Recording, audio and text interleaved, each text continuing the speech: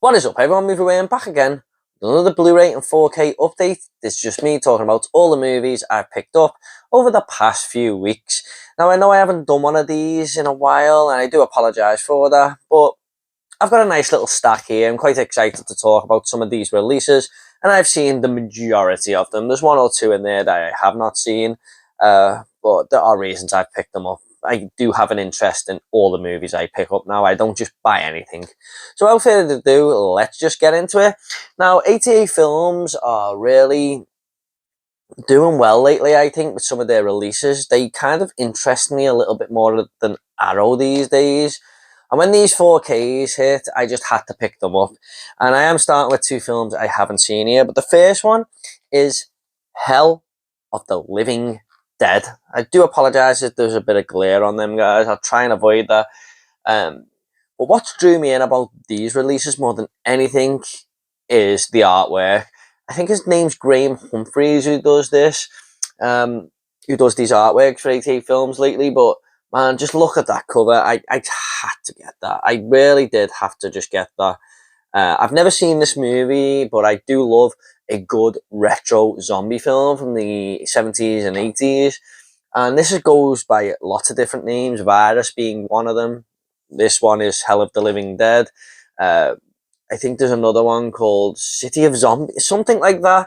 But it's got about 5 different names, this movie. Looks very, very interesting. Going by the artwork and stuff, we've got like a kid zombie here and stuff like that. This woman's face is priceless. So I'm very excited to check this out. And I haven't even checked out the picture quality of the 4K yet, but we got like a art card in there. Yeah, like a booklet, poster, 2 discs. So it's a very, very nice release. I won't unbox it. There's unboxings on YouTube if you want to see it properly. But yeah, very excited to check this one out. That is Hell of the Living Dead. And next up, after that, I picked up their other new release, House on the Edge of the Park. Now, this is another video nasty. I think Hell from the Living Dead is also a video nasty. I believe this one is about David Hess and his friend who go to this party uninvited, or they turn up this house and there's a party going on, and they are kind of mocked by the guests and they start to terrorize the guests. I think that's what it's about, going by the back and stuff. That's the best I can make of it. But this is a film I've actually always wanted to see. I took a keen interest in the video nasties when I was like 16, 17. I wanted to watch them all.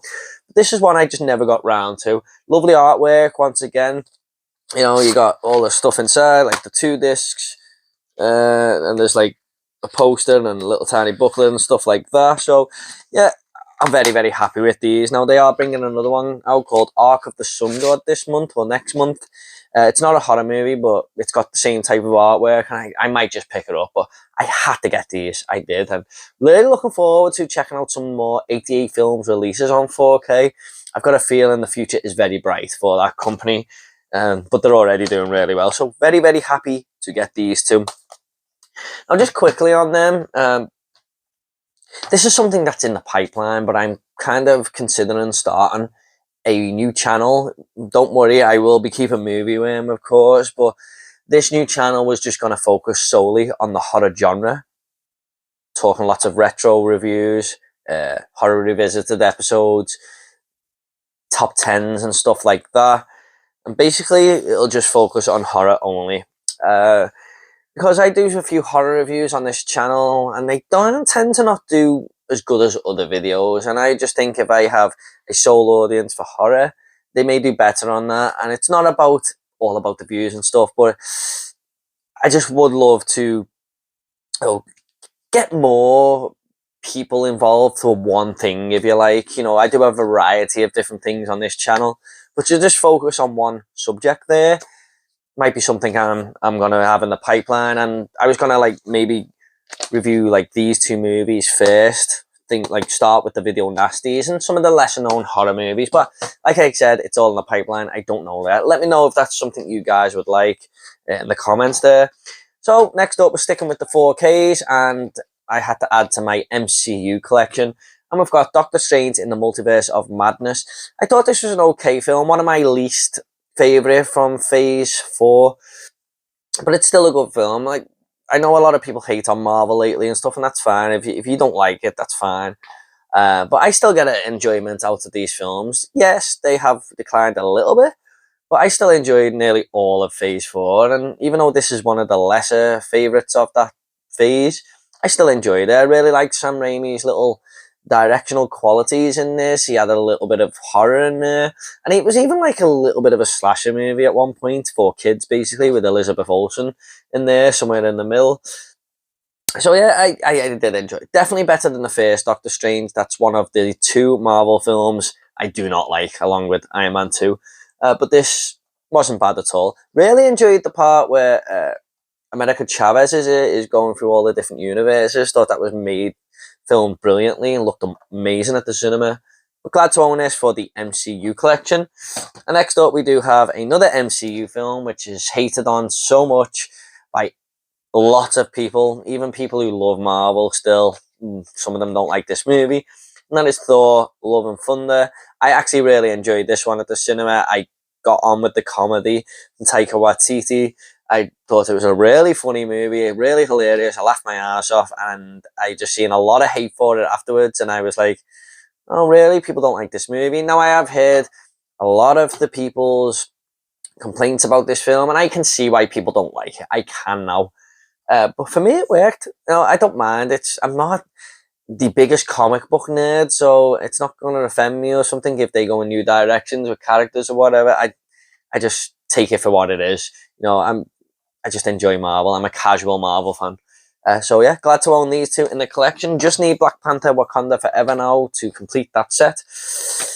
I promise you, not all of these films are comic book films, but I do have one more here, but this is from the DCEU, I believe. And that is Shazam. I had never seen this movie till the other night, but we do have Shazam Fury of the Gods on at the cinema now, and my wife really liked the look of the trailer for that. So we're going to go this weekend. I know it's a week late, but I wasn't in a big rush to see it, to be honest. But I enjoyed this movie. I've seen it all before with these superhero films. I can agree with some people that they are going a little bit stale and using the same formula, even though this is a 2019 release. But I had a fun time with this. It was a strange ability that he's got to turn into like this adult and then gain all these superpowers and stuff.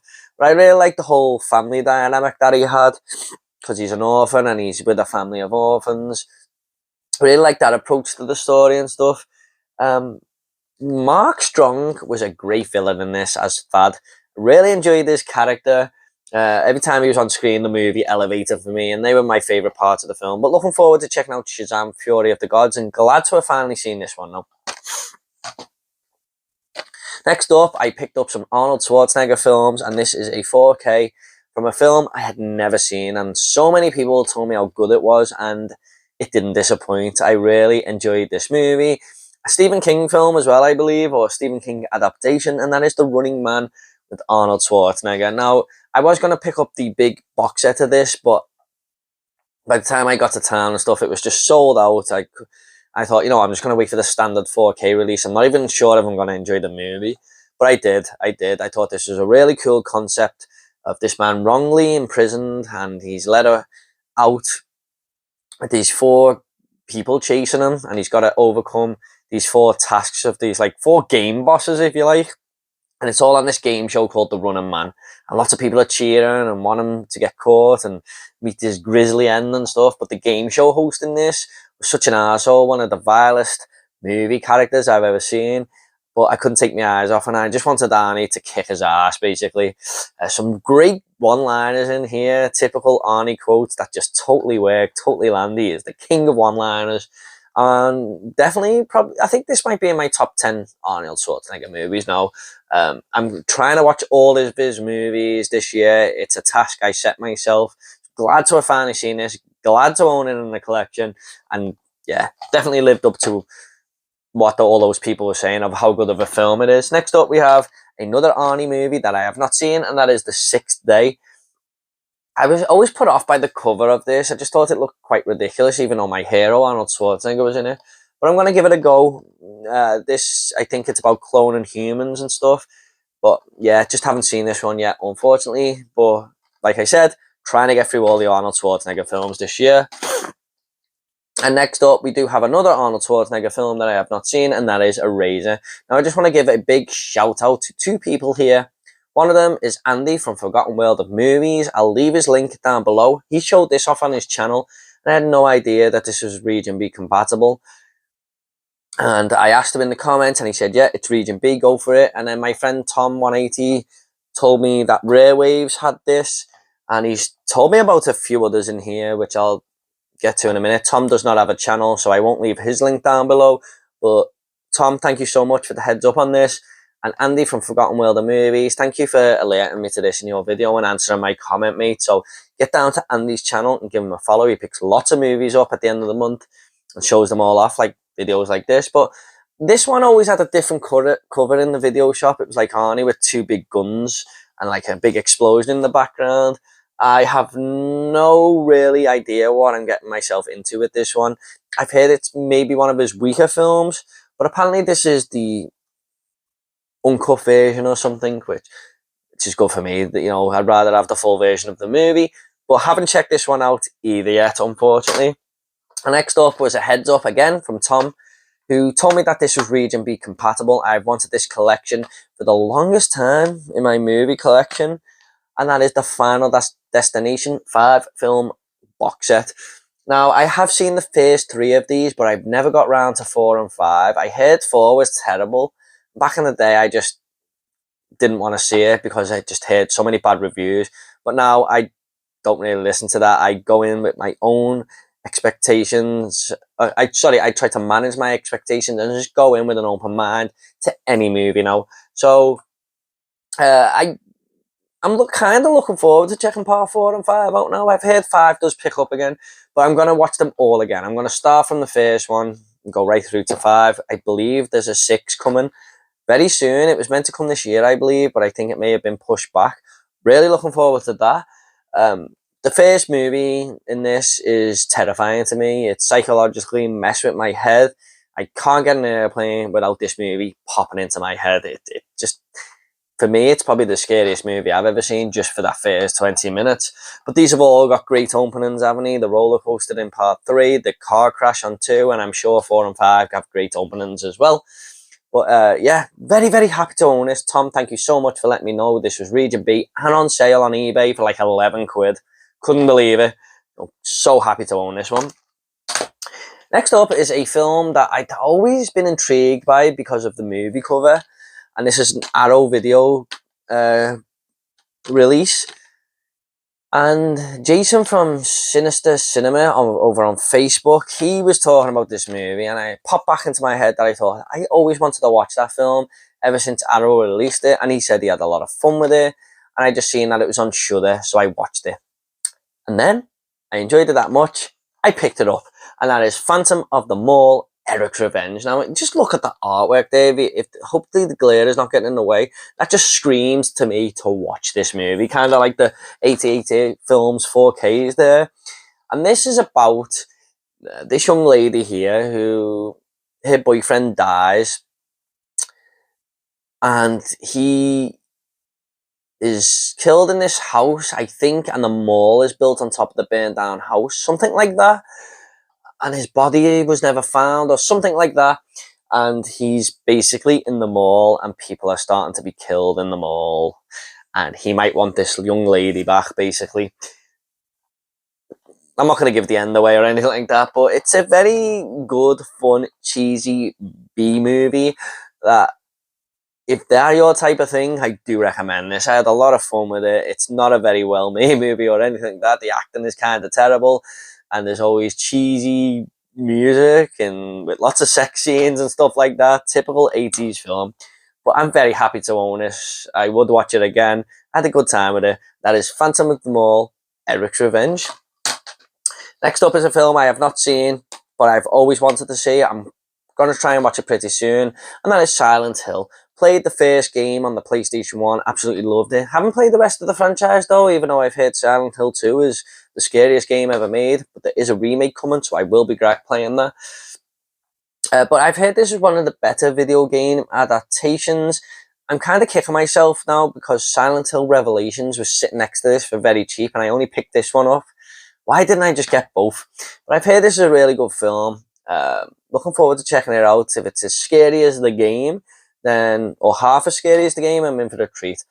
But yeah, I'll probably watch this one soon with my wife. We both love a horror movie. So yeah, looking forward to this one. Pyramid Head is there. He is in the movie, it looks like. Next up is another horror film that I did watch, and that is Dark Water. Hideo Nakata's Dark Water from Arrow Video.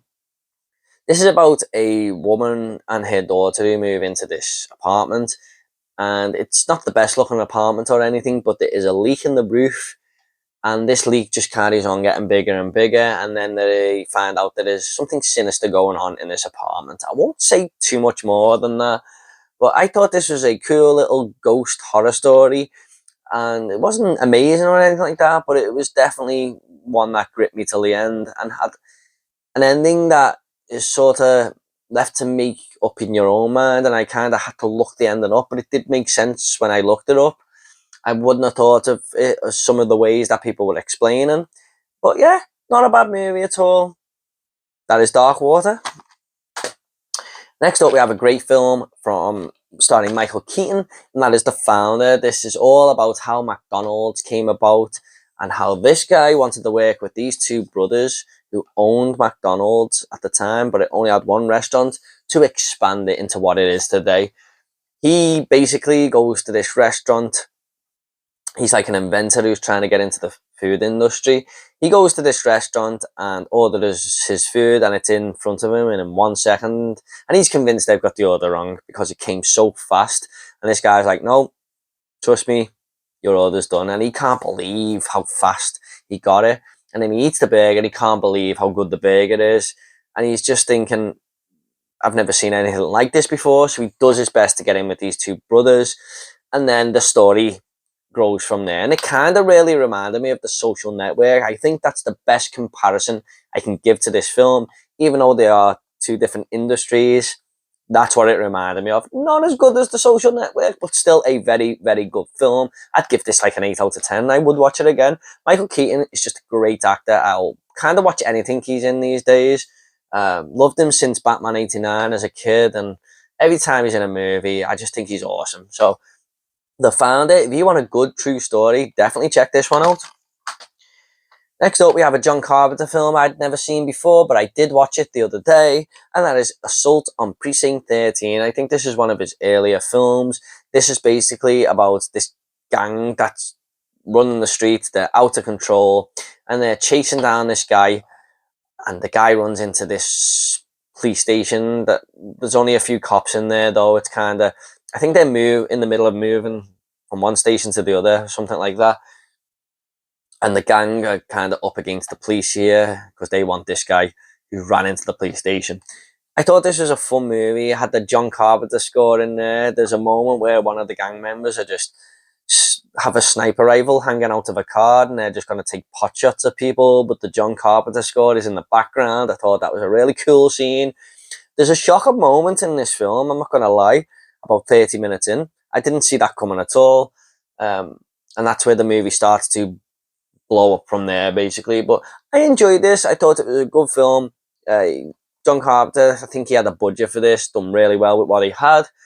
And I'm really wanting to check out the remake now with Samuel L. Jackson in. I think that just looks like a movie for me. And sometimes, even though these films are classics, sometimes I do prefer the remake because I wasn't around at the time of this, and the remake is more modern for me. Not all the time. I mean, there's lots of classics I definitely prefer over the remake. Because I'd watched this late in life, I'm just thinking, is the remake going to be better for me personally? So I'm looking to pick that one up, but it's going for silly prices, so maybe I'll watch it on streaming or something. But I did enjoy this film. It wasn't bad.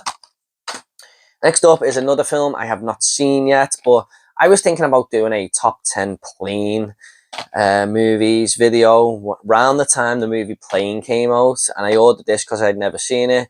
I think that ship has sailed, or that plane has flew, whatever you want to call it, and that is Snakes on a Plane. I think everyone watched this back in the day, but I just have not seen it.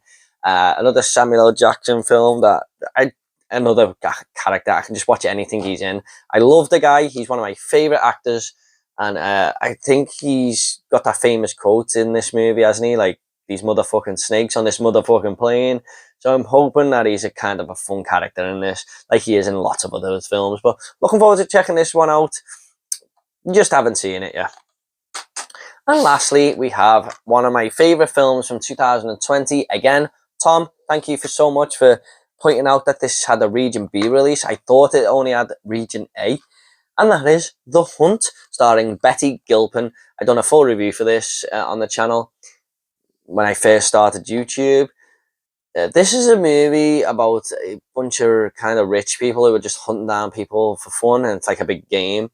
But really, really violent. Some great kill scenes in this. Betty Gilpin is fucking awesome in this movie. I would love to see it and much more. But I had such a fun time with this. When I done my top 10 movies of 2020, I think this was third. I went to see it and thought this will be silly, stupid, and I loved it. Yeah, I really, really enjoyed this movie. Definitely worth a watch if you haven't seen it. That is The Hunt. And that is it, guys, for my latest Blu-ray 4K update. Hopefully I'll have another one of these soon. I've just ordered quite a big box set there that's coming soon. I also have a big second sight release coming soon.